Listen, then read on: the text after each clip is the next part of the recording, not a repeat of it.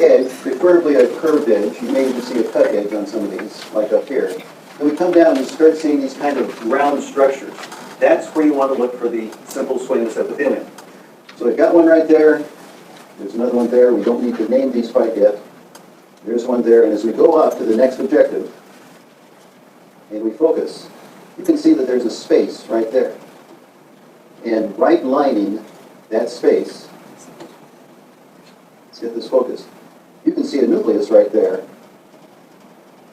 of a simple squamous, simple squamous epithelial cell. So that's lining this space that we see. There's another one right there.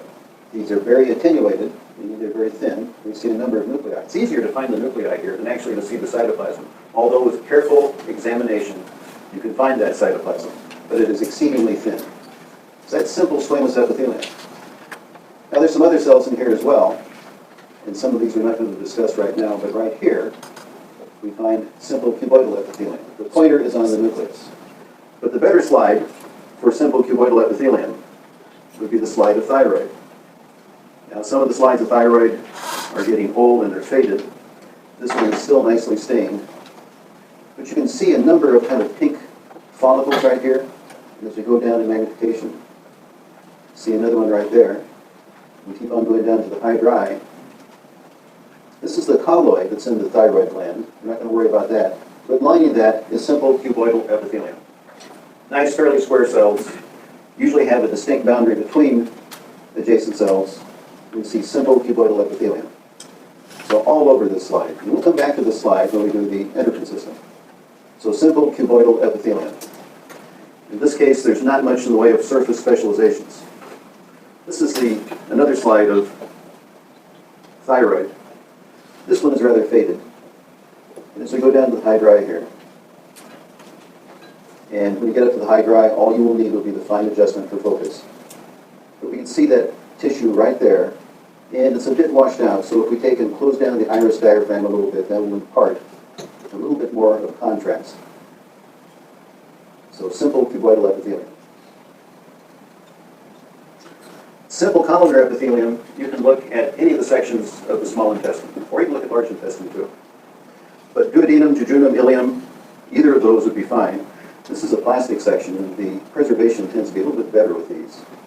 And we find these structures up here called villi, and we'll go over here where we have some nice separation. And again, we'll go up in magnification. And right there we have simple columnar epithelium. Let's open up the iris diaphragm a bit. Ovoid nuclei, nice tall cells. In this case we have a border of microvilli. Now it looks as though you can see individual microvilli. What you're seeing actually is clumping of microvilli. So we can't really resolve the individual microvilli. But that's that microvillus border right there. There's the basal surface, there's the apical surface. And on the next villus over here, we have the apical surface, and then the basal surface. And we see a number of goblet cells as well. That's the secretory portion of the goblet cell. There's the nucleus, and there's the rest of the goblet cell. So one layer of cells right there. That's duodenum. We'll look at ileum as well.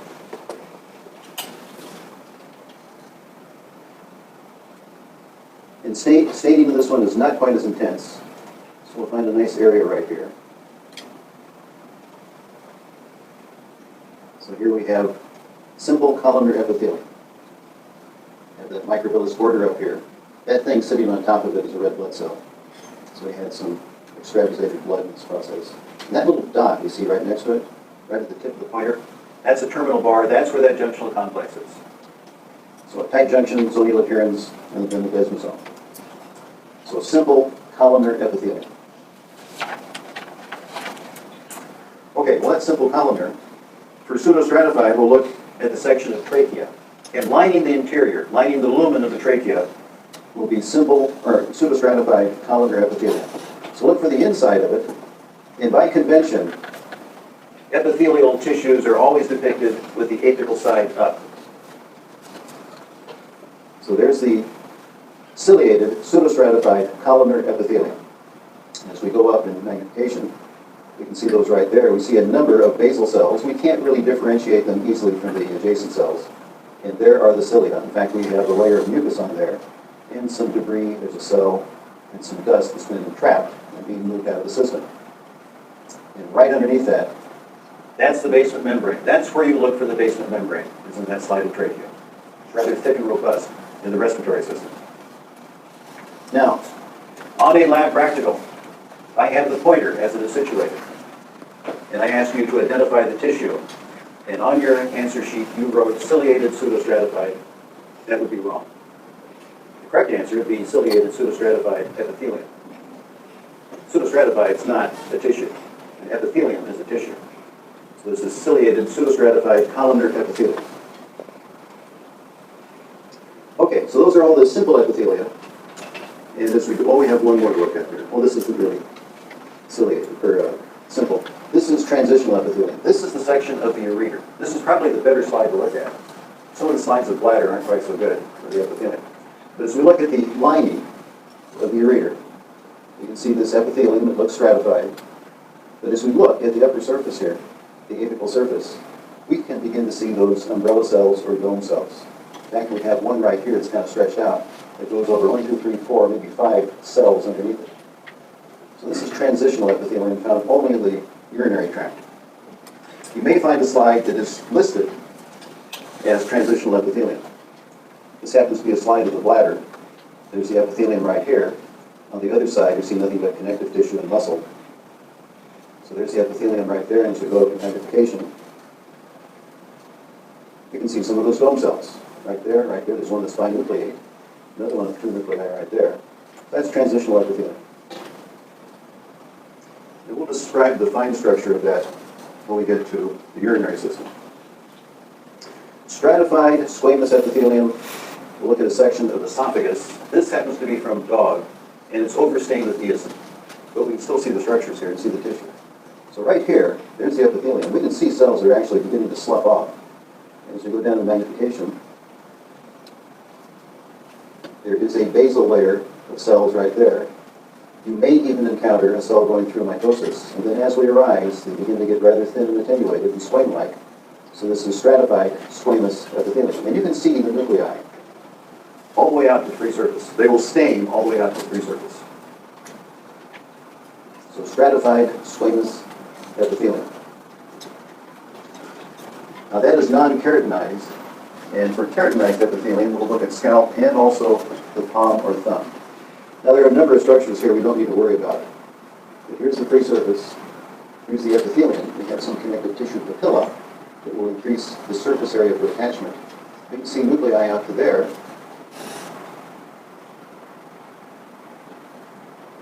There's a nucleus in the cell right there. But then we start to see these kind of shreds of epithelium that are beginning to slip off, and you don't see nuclei. So this is a keratinized epithelium. You can also recognize that because we begin to see some granules in these cells right there. And that indicates that this is becoming keratinized. Now later on when we do the integument, we'll talk about the names of the different layers. The other slide to look at would be the slide of palm or thumb, or perhaps the ball of the foot. And this particular one is a plastic section. And this is thick skin. The previous slide was of thin skin. But all of this, from there, all the way up to there, is stratified squamous epithelium. You can see cells down here towards the basal layer. We have mitosis going on, and these cells are migrating up. They become keratinized, and finally the nuclei disappear, and you have cells sloughing off. So this is like from the thumb. And if you see a little dip right there, see another dip right there, and right there, what are those? Those are fingerprints, dermatoglyphs. So we can see those with a microscope. And again, later on, we'll be learning the names and what's happening in each one of these layers when we study the integument. Okay, general connective tissue. And the first slide that is listed is that connective tissue spread or areolar connective tissue. If the slide in your slide box says omentum, that's not the one you want to use. So look at that areolar connective tissue spread. This is not a section. This is a very thin sheet of connective tissue. And as we move around here and go up to the high dry, let me adjust this here a bit. All of those black lines that you see, those are elastic fibers. And these show up rather well in these slides. So we have a number of elastic fibers, and they branch out, they rejoin, And in the background, stained a little bit lighter, like right there, those are collagenous fibers. Somewhat acidophilic, we have a group of them over here as well. And they're going in all sorts of different directions. So we have elastic fibers, collagenous fibers, and then in between everything, like right in there, kind of amorphous, there's not really much there. That's the ground substance. That's all it is. Now there are a few cells in here. Here's a fibroblast right there. The pointer's right on the nucleus, but you can see the cytoplasm coming off of either pole. So we have fibroblasts, and we also have mast cells. And that mast cell is spilling its secretory granules all over. These things get kind of damaged as this preparation is being made. So those are the two main cells you'll be able to see. Now I should warn you that some of the preparations show the fibers nicely, but don't show the cells very well. So go around and check some other things. And right here, there's a nucleus of a lymphocyte. But we're not going to bother with that. That's for another week. Okay, well, mast cells, fibroblasts, elastic fibers, collagenous fibers, and you could come across something like a macrophage as well. There's another fibroblast right there. Let's that connective tissue spread. And we can also look at some other slides. Slide 66 is a slide of the axilla. Now, if you have one that has a blue and white label that says Carolina Biological, you're in luck. Your neighbor has one, swipe it, and put it in your slide box. This is an excellent slide for a number of different structures and also cells. So as we look at this, we have the integument up here. We want to get away from that. Right in here, we have a dense, irregular connective tissue. Lots of collagen fibers, big and robust, going in several different directions, and scattered among it are a few cells. So that's a dense, irregular connective tissue. Let's go around to this slide a bit more. As we come deeper, we find some of the glands associated with the skin in the integument. And as we come around these modified sweat glands, right in here,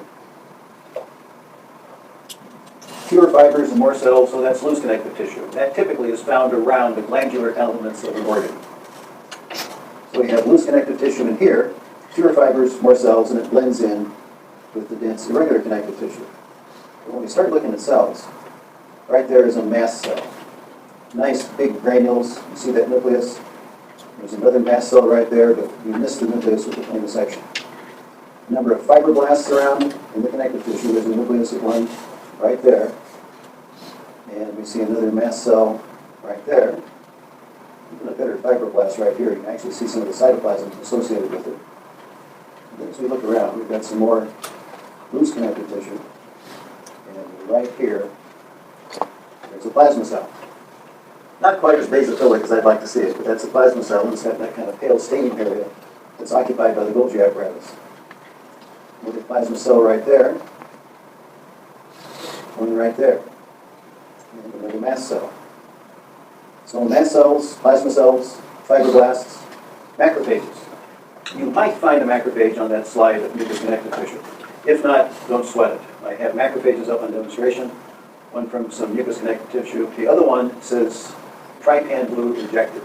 And what was done with that one is they took the experimental animal, they injected trypan blue into the blood system, and that got distributed throughout the animal. When they got into the connective tissue, the macrophages would phagocytize that, and so you'll see some blue granules in the cytoplasm. And if you look around on that slide a little bit, there'll be a number of cells like that. Many more than you might suspect for the number of macrophages that you probably not see otherwise. Okay, so dense irregular connective tissue, loose connective tissue, and let's go on to the next slide. And that next slide is reticular tissue. This is a slide of a lymph node that's been stained with silver nitrate. And in some of these preparations, the animals are irradiated to get rid of most of the cells. And so the thing that is remarkable about this slide is the number of reticular fibers that you can see. So you've got reticular fibers right here in black. They're branched. They're kind of crinkly looking. They form networks. Hence the name reticular. And you can see that kind of network looking arrangement in here. So those are reticular fibers. And that is a type of collagen. Okay. Well, plasma cells again, on the handout, it gives you a few slides in which you can find them. Besides that nice slide of axilla, you can find them in a section of the mammary gland. And in that mammary gland, you can see these secretory units here. You see dense, irregular connective tissue blending right in to a loose connective tissue. And if we look in that loose connective tissue, and look around a little bit, I have a plasma cell right there. And of course, when I looked at them, here's another one. Nice basophilic cytoplasm, eccentric nucleus, classic plasma cell. You can find the other cells in there as well, but this is a good one for plasma cells. And also dense irregular connective tissue and loose connective tissue. And you can find fibroblasts and other cells as well. Now the secret here is not to try to identify every cell that you come upon, but find a good representation of a plasma cell, mast cell, all the cells that we're looking at. Okay, fat cells, white adipose tissue. There is a slide that is labeled white adipose tissue. And when you look at that, pull enough to light and look at it, it's a little bit tough to find out where that tissue is because it's mostly fat cells, and they are extracted from, or their lipid is extracted during the processing, and so there's really not a whole lot there. So we see this kind of chicken wire-like network. This is white adipose tissue.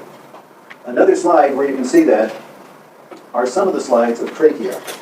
Not all of them will have this, but some do, and it's worthwhile looking at them. So as we look at the slide of trachea, we look at the ciliated pseudostratified columnar epithelium. But as we go around this slide, right here, you see some fat cells, and right over here. If we go up with high dry, you can see the nuclei on the periphery, like right there. There's that huge vacuole where the lipid was housed within that adipocyte. So that's white adipose tissue. But on this same slide, we come down in this direction, this looks a little bit different. And you can see that you have many vacuoles in the cytoplasm. This is brown fat or multilocular adipose tissue. So that's all brown fat right there. Okay. Dense regular connective tissue, I have this up on demonstration as well. Some of these slides are a little bit faded by now. But this is a slide through a muscle and tendon. And so the secret here is to find the tendon away from the muscle. There are muscle fibers here. Here's the tendon. And if we look at this, you can see that those nuclei are all lined up in rows. So attenuated that one can barely make out the cytoplasm of those fibroblasts. We have the collagenous fibers here. We have the fibroblasts squeezed in between those fibers. And all of those fibers and those fibroblasts are going in that direction right there. Hence the name regular or dense regular connective tissue. Okay, I have one of those up on demonstration as well. Okay, well the last one there is mucous connective tissue. There is a slide of umbilical cord. And what this looks like, besides all the dirt all over this slide, is it looks something like super loose connective tissue. The fibers here are very small, delicate. There's a lot of intercellular substance, and that would be called Orton's jelly in this case.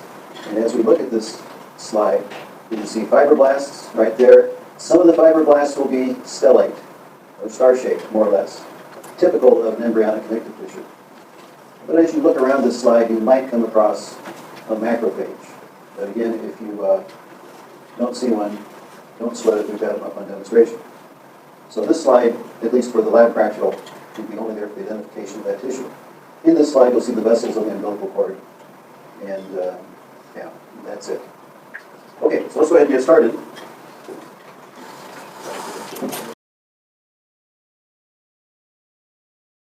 Bone and bone formation. There are a couple of slides of hyaline cartilage. There's a slide labeled hyaline cartilage, but you can also look at the trachea. And so this is the one that's labeled hyaline cartilage, and actually it's taken from the trachea. We have a pseudostratified columnar epithelium right there, but we come down to a perichondrium, and there's a hyaline cartilage, and then two more perichondrium. So if we look in the matrix here, preservation is actually pretty good on this slide. Here is a chondrocyte sitting in a lacunae. In fact, you can see the capsule, that kind of darker line around the outside. You can see the nucleus there. And then there's some metaprovagia here, a little bit of different staining. We have interterritorial matrix. And in this case, the territorial matrix is kind of a pink color. It's because this is a plastic section.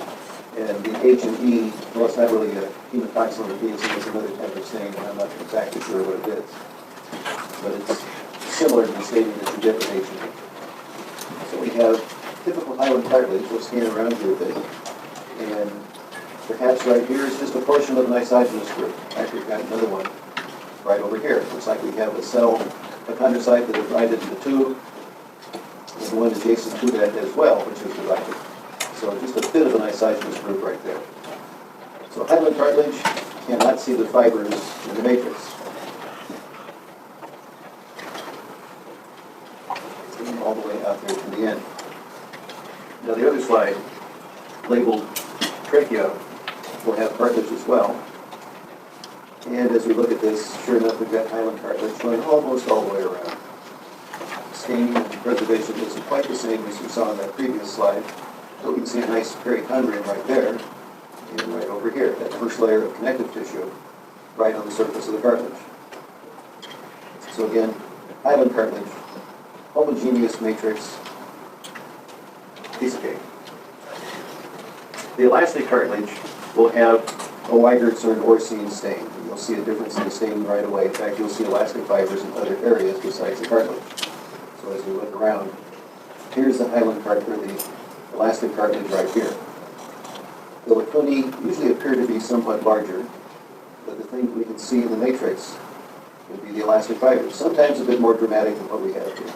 So we have some elastic fibers all throughout this matrix, and we see more of them right there. Those stained dark, either with the Weigert's or the Orsine stain. But we still have a perichondrium, chondrocytes. If I wanted to put elastic cartilage up on the lab practical, I would put it up just to show the identification of the tissue and also those elastic fibers. And use the hyaline cartilage for the other components. Fibrocartilage, there are a couple of slides. There is one that is actually a slide through the vertebral column, that's elastic cartilage, through the vertebral column in an area where there's both bone formation going on and also some remodeling. But this is the fibrocartilage right here. No perichondrium, it blends into surrounding tissues. If we look at this a little bit closer, we can see that those chondrocytes and lacunae have a tendency to line up in rows, not always, but you can see the collagen type 1 fibers in the matrix. So this is all fibrocartilage. On this same slide, it looks as though we have some hyaline cartilage and also some bone formation going on. And as we look at this slide, right in here, in this spongy bone, we can see a nice layer of osteoblasts and a layer of osteoid. So we can find those in that slide as well. Okay, so that is the cartilage.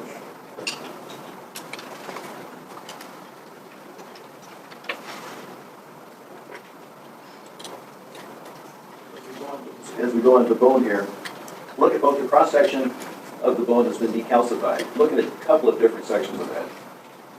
And on the outside of this, you'll see some muscle. And then you'll see the bone, and it'll come down. You'll see both the interior surface and the exterior surface. So if we look right up here, from approximately, well, let's see, we'll say from about here to there, that is the outer circumferential lamella. That is the periosteum. And I guarantee that somebody is going to mix those up in the lab practical. There's a periosteum, that's soft tissue. This is the outer circumferential lamella. You can see the osteocytes and the lacunae. This is part of that bone.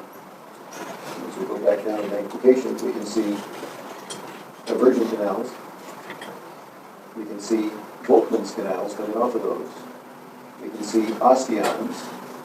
And as we come down further, we can see the inner circumferential lamella, going all the way around the interior of that narrow cavity. And then right here, that layer of cells directly applied to the inner circumferential lamella, that is the endosteum. Now here's that aversion canal right there. You can see some osteocytes sitting in the lacunae. You can see a few perhaps in this interstitial lamella. And just the edge of a Volkmann's canal right there. In fact, we can see that endosteal lining right along the interior of that Volkmann's canal. Okay, well this is red bone marrow here, and we'll take a look at that next week. And as you scan around this slide, you'll find more osteons, Volkmann's canals, aversion canals. And you have an artifact right here where that outer circumferential lamella has peeled off. But we can see more of that periosteum right there. And we can see a cementing line right there. Let's take a look at that. Yeah, there's a cementing line going around this osteon. Okay, that is a demineralized section. The ground bone section, you'll just see a small chip of bone underneath the cover glass. No stain, just a chip of bone. In this case, we have the inner circumferential lamella, and we see a number of osteons with the conversion canal right in the middle with its dried up contents. If you look a little bit closer at this, and be careful when you shift over to the high dry, because these tend to be thick. But you can see the canaliculi coming off of that lacuna right there. So lots of canaliculi, and you can see the lamella that make those concentric rings around the conversion canal. And Volkmann's canals, looks like we have one right there going from one conversion canal to the next. And we can see some interstitial lamella. In this case, we see a lot right off the bat. Well, there's another slide that may show both osteoblasts and also osteoclasts. And there's a slide marked mesenchyme, slide 2, and it has a section through a developing embryo head. And on that slide, we have the developing mandible right over here. In fact, we can see some hyaline cartilage right there. And as we look at that slide and get higher magnification, you can see a ring of osteoblasts right there. Nicely basophilic, all in a row, osteoblasts. Don't see any osteoclasts, I see some hyaline cartilage here. But I have both an osteoblast and an osteoclast up on demonstration, so make sure that you take a look at those. Okay, so let's go ahead and get started.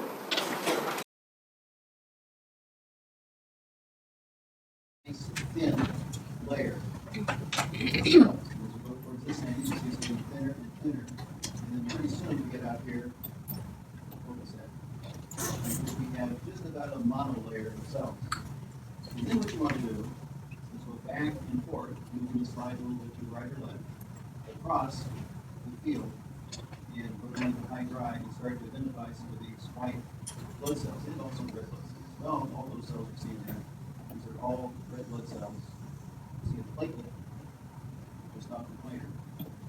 And then right here, there is a monocyte.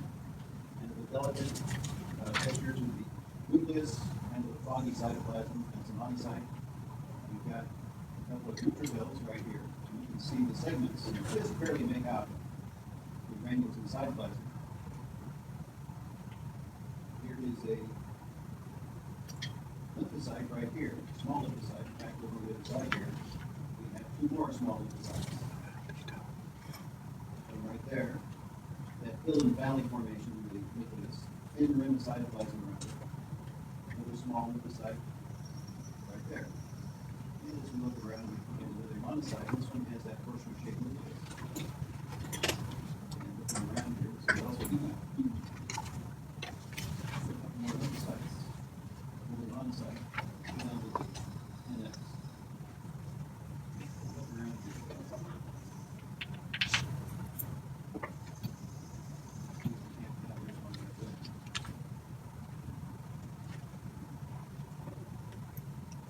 There is an eosinophil. Now, the granules in the eosinophil are going to mimic the stain you see in the red blood cell. So a red blood cell is nice and bright and sandy colored, kind of densely stained, and that's what the granules in the eosinophil will look like. In this particular slide, the staining is kind of shifted over to the basophilic side. So things look a little bit dingy in those red blood cells. And so the eosinophilic granules are going to mimic that, and that's why that eosinophil is a little bit on the dingy side. Okay, we've got, here's another eosinophil right there. Lymphocyte, and then down here is a neutrophil with a dosage in the nucleus. So this is going to be and we have a cell we're always looking for, since this is basophil bay. And let's see if I can find that again.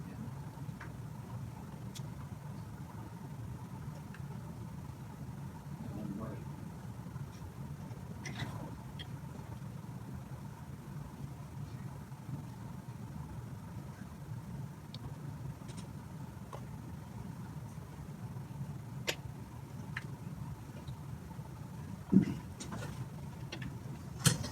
Of course, right now, let's see.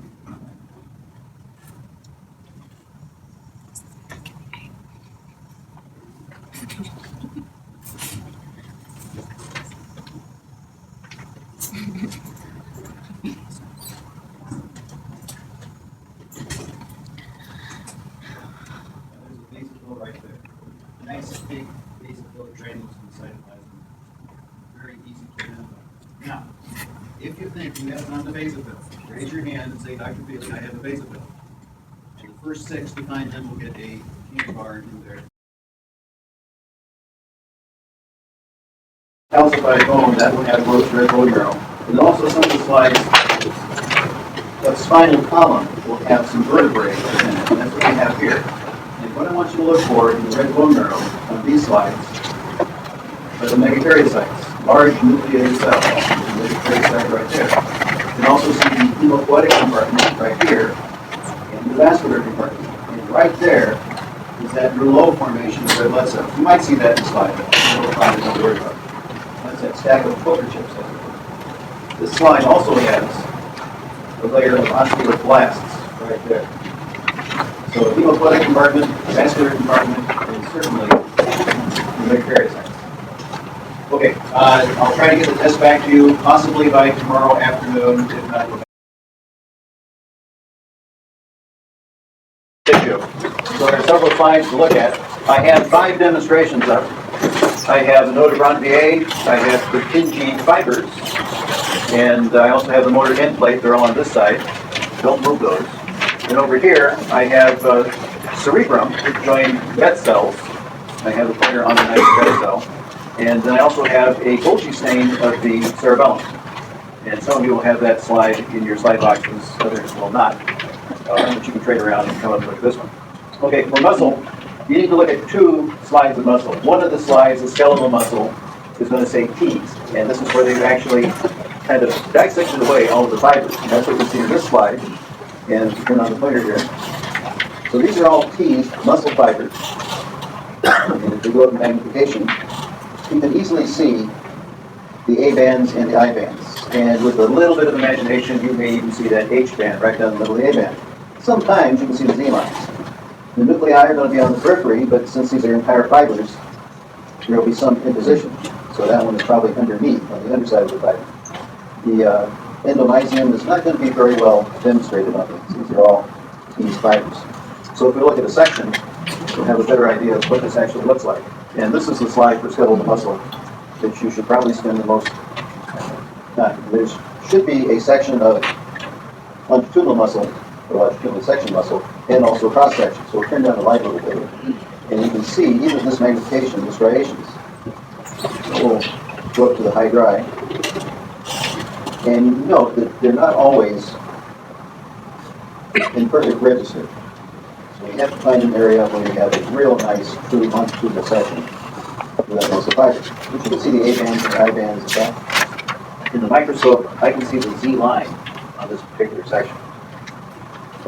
You can see the peripheral nuclei. You can see the endomysium a little bit.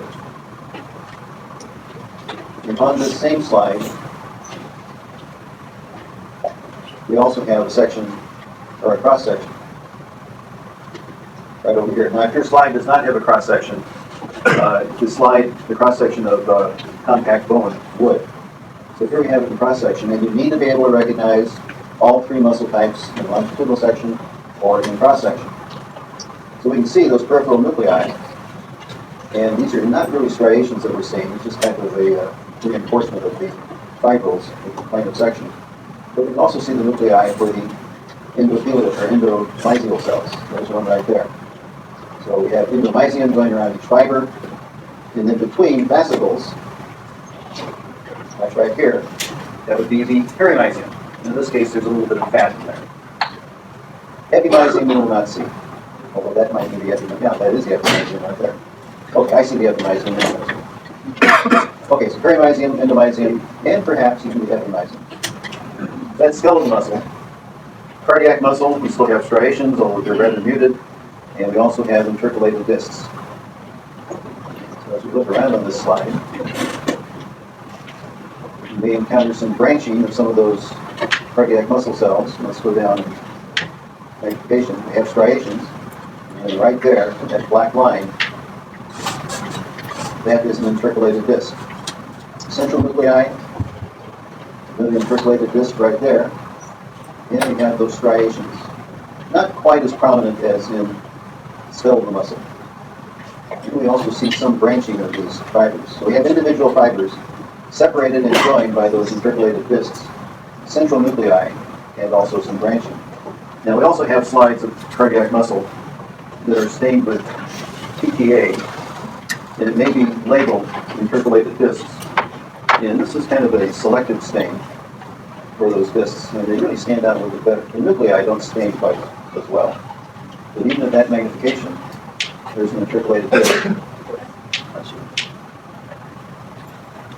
And there's one there. In this slide, the branching of those cardiac muscle cells is quite evident. Okay, so we need to look at cross-sections of those as well. And so some of the slides you will find cross-sections of that skeletal or that cardiac muscle. Smooth muscle, you'll have a slide labeled as such. Otherwise, you can look at any of the slides of the small intestine and see them both in longitudinal section, as we see here, or in cross-section, as we see over here. So in longitudinal section, you can see those nuclei, those stogie-shaped nuclei. And in this case, that buckling is due to the fixation. So that muscle actually is still a little bit metabolically active when this was fixed. So spindle-shaped cells, stogie-shaped nuclei. And we go over to the other side here. There it is in cross-section. Central nuclei. You won't see the nucleus for each one of those cells because they will not be in register. So this is all smooth muscle in cross-section. Okay, well, we have those Purkinje fibers up and also that motor end plate. And go on to the next slide here. This is the slide of the vertebral column. Here we have skeletal muscle in cross-section again, showing the endomysium and perimysium. As we come down, here's the spinal cord. Now this is probably from an experimental animal. This is from an experimental animal. Out here we have white matter. This is gray matter, and this is where we'll find the neurons. So as we look at these, go up to magnification. Here is a neuron right here. In fact, you can see the missile substance in cytoplasm. There's another one right there, missile substance, possibly an axon right there because we don't see any missile in this axon villi. That red dot, that's the nucleolus, right in the middle of the nucleus, which is at the other staining area. So these are lower motor neurons. So you'll find several of those, and they'll be quite large. These other cells in the area are glial cells. Now, usually grouped with the glial cells would be the ependymal cells, which line the central canal. And that's what we see right there. So there's the central canal, that ependymal lining, and that cerebrospinal fluid is somewhat coagulated due to the fixation. It's going to be right in the middle of the spinal cord. Here in the white matter, all those nuclei that we see are going to be from the glial cells, and we will not try to identify each one of the glial cells. Well, we've got osteoblasts in this slide right in there. We have megakaryocytes. And you might even find some osteoclasts in this slide. Now, as we go over the side, there's the spinal ganglia. We also have separate slides labeled spinal ganglia. So these are neurons in here. So the nucleolus, right in the middle of the nucleus, some missile substance. And in this case, these are pseudo-unipolar neurons. Can't tell just by looking at them. We do know by the organ in which we find them. So here's another slide of spinal ganglia. Here we go. So we have nerves going in and coming out. And surrounding these neurons in the spinal ganglia will be ring cells. And right there, those are the satellite cells. So this is part of the peripheral nervous system. Even though right next to the spinal cord. And those supporting cells are the satellite cells. Okay, well, we need to identify that both for the neuron and also in the satellite cells, but also has a spinal ganglia. Cerebrum, the only thing you'll be asked on the lab practical on cerebrum would be to identify the organ. Get this in focus here. And also the bed cell. We're not going to try to identify each one of the lamina. in the cerebrum. So find the free surface. This is a little bit bigger. And as we go deep, we'll find that layer of large pyramidal cells. And there's one right there. And they kind of point towards the free surface.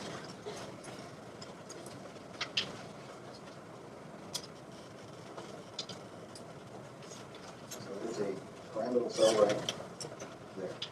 There's a better one on demonstration. You'll find several of those right about in the same area as you can back and forth. There's another one right there. That's cerebrum. And then for cerebellum, most of the slide boxes will have an H&E section.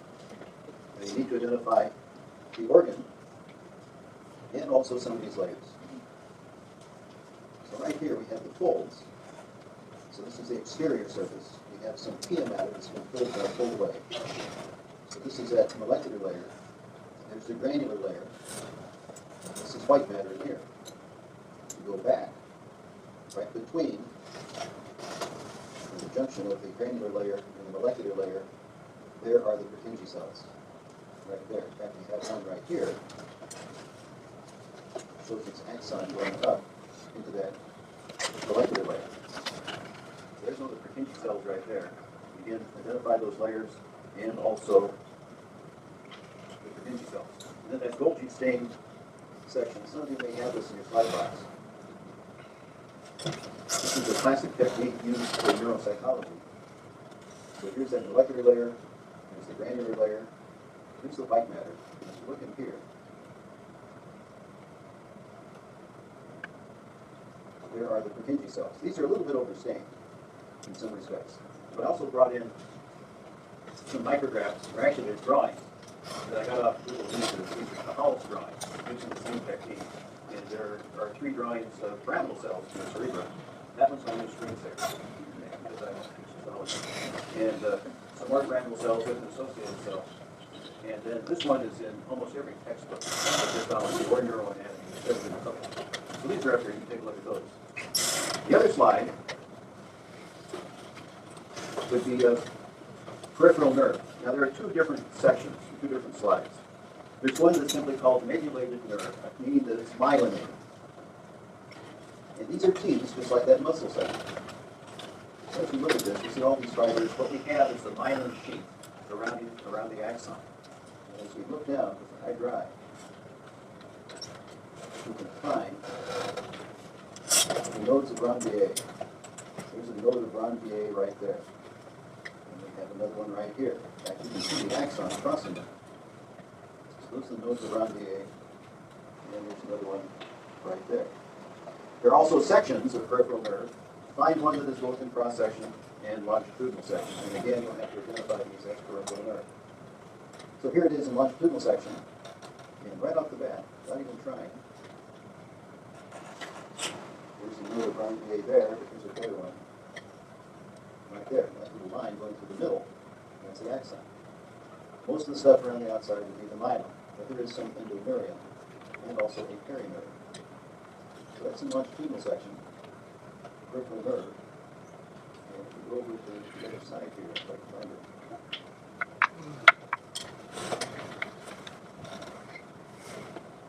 Here's a peripheral nerve in cross section. So we'll call this on the outside here epineuron. And between the purples, we'll call that perineurium. And then between each one of these fibers would be the endomerium. And as we go up to the high drive, right in the middle would be the process, the axon. And then you'll see kind of a star-shaped structure around it. That's the kind of condensed, coagulated myelin in a Schwann cell. And then these larger nuclei, right there, probably an endomerial fibroblast. If you find a nucleus that's kind of curved and right next to a nerve fiber, probably the nucleus of a Schwann cell. Okay, so those are the slides. I have brought in your tests. They do not leave the lab.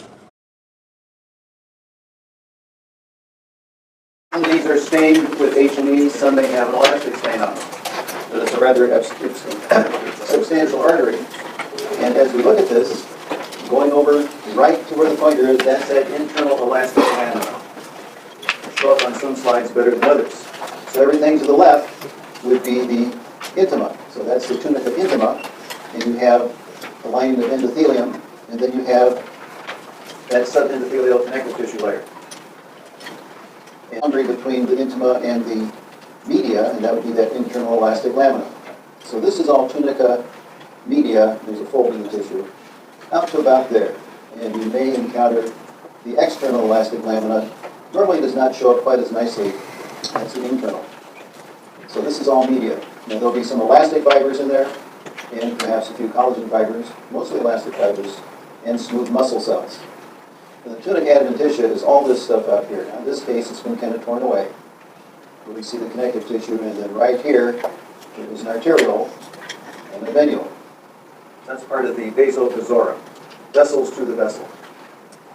And then right over here are some nerve fibers. That would be the nervi vasorum. So that's what you're going to see in that slide of aorta. Let's take a look at another slide. It has a little bit different staining. In this one, we've got the elastic fibers shown here in a nice kind of reddish color.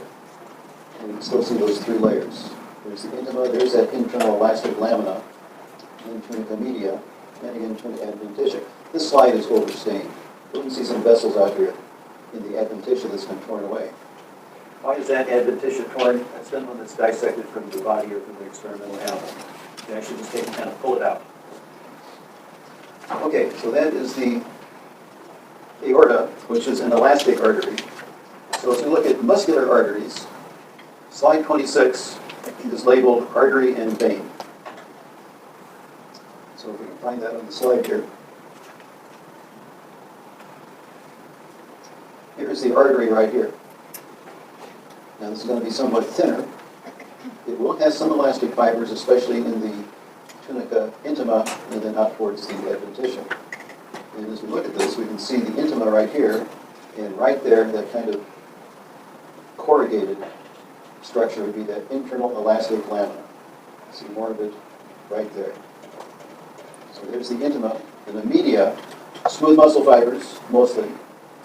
Then coming out, we find an external elastic lamina, and then the tunica adventitia. Where does the tunica adventitia end and the surrounding connective tissue start? There's no clear boundary. So when you pull that out of the animal, what you're taking with it, that connective tissue, that's the adventitia. Now on this same slide is the vein that accompanies that artery.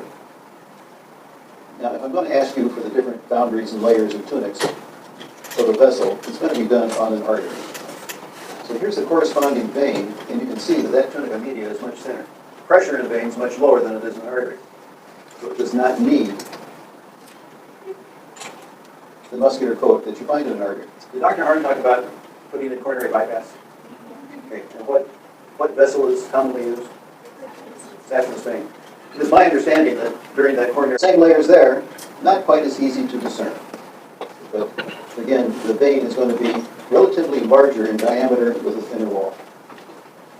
Okay, so we've seen muscular artery, we've seen elastic artery. In these sections, not so much on that slide, but on the older slide, we have the same vessels. These are folds in the tissue.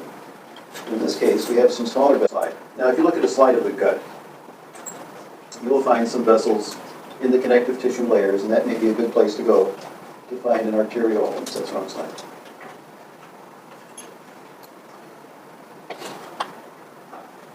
So as we look down here, we can see, well, here's a muscular artery. We see some other arteries over here. And right here, we can see the red blood cells in the lumen. We can see the endothelial lining. There's one layer of smooth muscle cells. There's another layer. It looks like we have 3, possibly 4, so that would be classified as what? Muscular artery. 2 layers of smooth muscle could be an arteriole. So as we look around here, possibly an arteriole here. It looks like we have 2 layers of smooth muscle right there. And we have a vein over here. We'll not look for a corresponding venule. Those we will see next semester when we look at pulp. Okay, so we've got those. Capillaries can be found We have a capillary and longitudinal section here. And then right there, that's actually a capillary with one red blood cell stuck in the lumen. So just one endothelial cell surrounding a lumen, that would be a capillary. Okay, so let's go on to integument, sinusoids again. But for today, look at that section of bone marrow, or cross-section of bone. And if you look in the bone marrow, you go down to the hydri, you'll find that vascular compartment. And right here, you can see the endothelial lining forming that sinusoid. And we call that endothelial lining is incomplete. It has large holes in it. So there is a sinusoid right there. Not really very much to look at. It's best to start off with that slide of thick skin. And so right here we can see all the layers in the epidermis. So as we go down to the hydri, there's the stratum germinativum, one layer thick. And as we ascend, there's the stratum spinosum, and you can see the prickle cells and the little connecting spines in between the cells.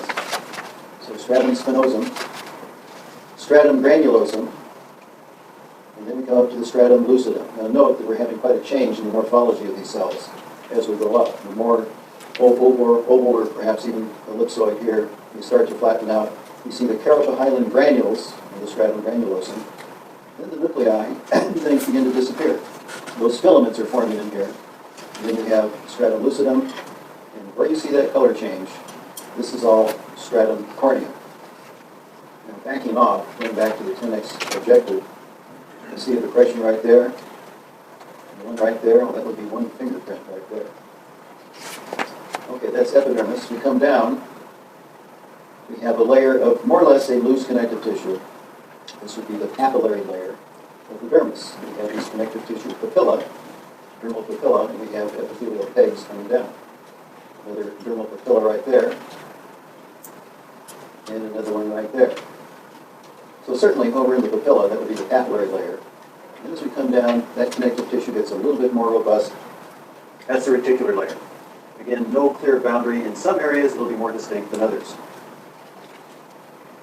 Well, if you look in the papilla, sometimes you'll find Meissner's corpuscle. And I did not find one on this slide, but I did put one up on demonstration. So we need to know all of those layers for that next lab practical. So papillary layer, down to the dermis, and then you come down to the hypodermis. And again, there's no clear boundary between the two. But in this slide, we can see some eccrine sweat glands.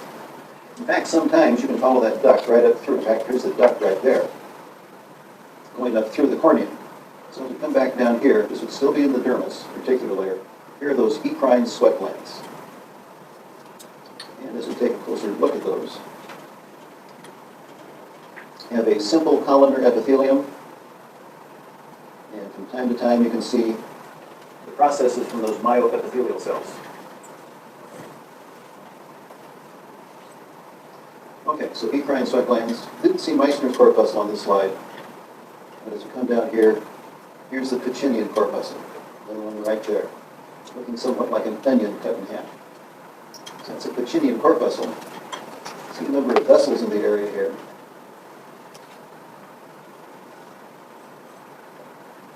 There's another example of an arteriole, and perhaps one right there.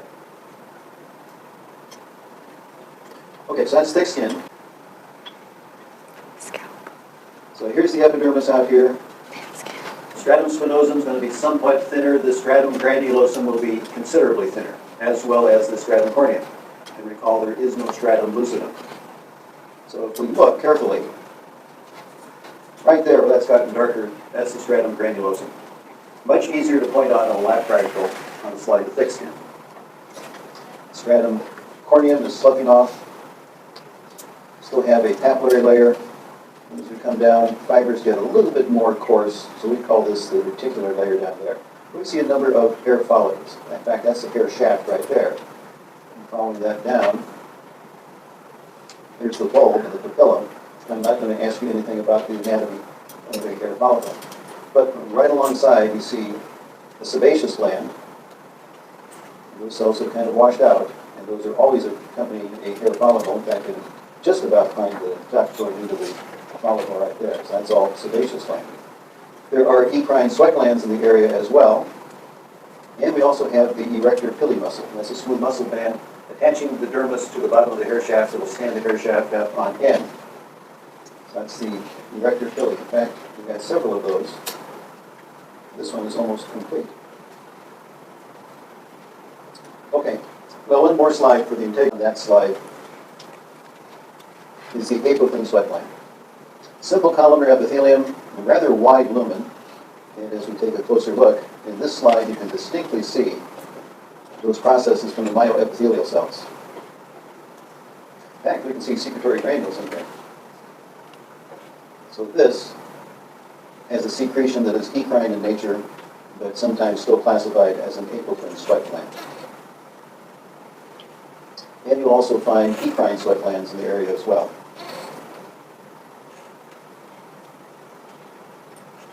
Although not on this particular slide. Okay. Lymphatic system, as is for all these slides, make sure that you look at more than one slide. That will be important, especially for the lymph node. Slide 28 is a plastic section. Preservation of this particular specimen is almost too good. I'd look at as well. So as we look at this, you can kind of scan around, see a lot of lymphoid cells. See a capsule around the outside. We see some fat. Lymph nodes commonly are found embedded in fat. Here's a nodule with a lymphatic germinal center right there, and another one right there as well. See a trabeculum coming down, and we see an afferent lymphatic right there. So this is all cortex out here, and as we go towards the interior, we come into the medulla. Unfortunately, differentiation in this particular slide is not quite as good. And perhaps the hilus right in here, but it's a little tough to tell. So we'll look at another slide.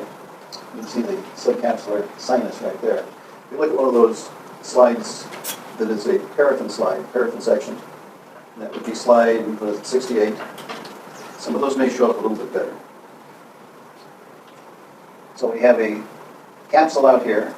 We have cortex. There's a germinal center. There's another germinal center. You can see the corona surrounding that. You can see a subcapsular sinus. And if you find a trabeculum, you'll be able to see a trabecular sinus. And you'll see one right offhand. As we come towards the center, we start to see medullary sinuses and medullary cords. Now this would be the hilus right here. In fact, it's kind of a section going through the hilus. And here we have medullary sinuses, and the area in between would be the medullary cords. Don't try to find an efferent lymphatic. Afferent lymphatics can be found, but not the efferent. Okay, so look at a couple of different examples with the cortex and also the medulla with those cords and sinuses. There are also a couple of different slides to look at for tonsil. So we have both palatine tonsil and pharyngeal tonsil. Not one, your slide box will have one or the other, so make sure that you find both of those. So you may have to ask your neighbor. So in this one we see stratified squamous epithelium and a number of lymphatic nodules with germinal centers. Let's move to this side. So we see this is an entire germinal center right there. And another one right here. The germinal centers normally in these are quite large. Let's get a better view of those right here. Here's a crypt lined with stratified squamous epithelium. As we come around, we see more germinal centers. Here's another crypt right here. More nodules with germinal centers. So quite typical of a palatine tonsil. This is a connective tissue septum, kind of dividing it up into smaller nodules, or the globules. And we see the other surface of that tonsil right there. So stratified squamous epithelium, non-keratinized, that's either got to be a palatine tonsil or a lingual tonsil. But if you find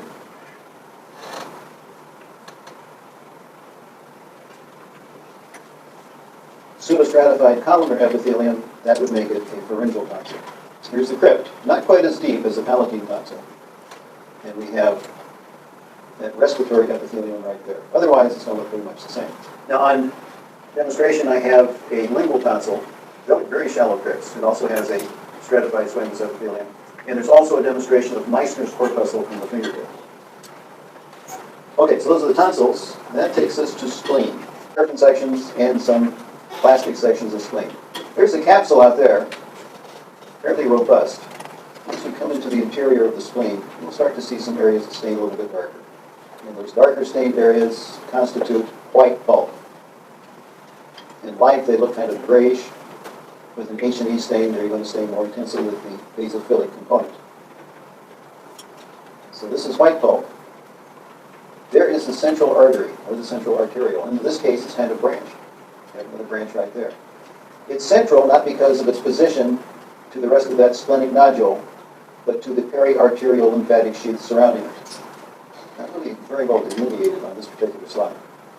You don't have a germinal center in that splenic nodule. So that's white pulp. Push around a bit more, you can see more over here. Here's more white pulp right there. And again, we have, in this case, two central arteries. We have another one right there. So that's white pulp. There's a trabeculum right there. Vessels normally will go through that trabeculum. And as we come into the rest of the area, this is red pulp. These are cracks that occurred after the section. So as we look at the red pulp, you'll see some areas where you'll find some red blood cells.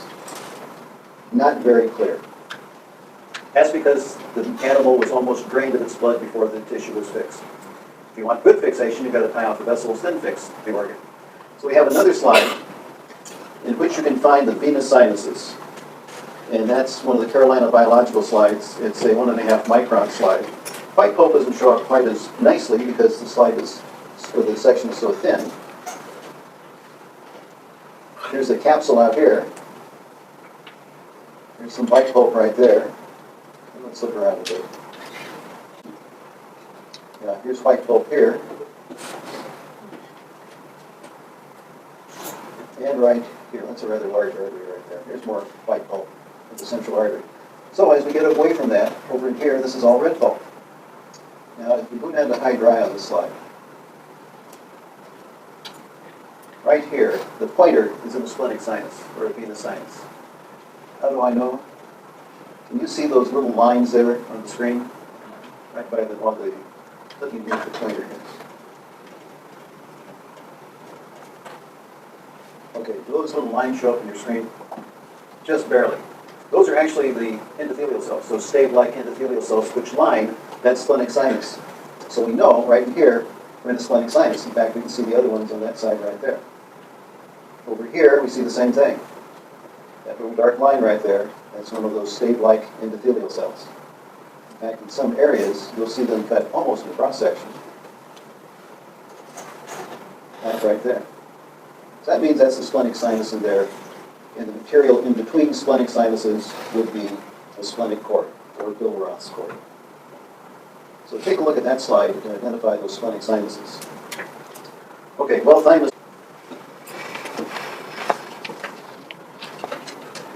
And in that thymus, you'll see a very delicate capsule. You see some fat.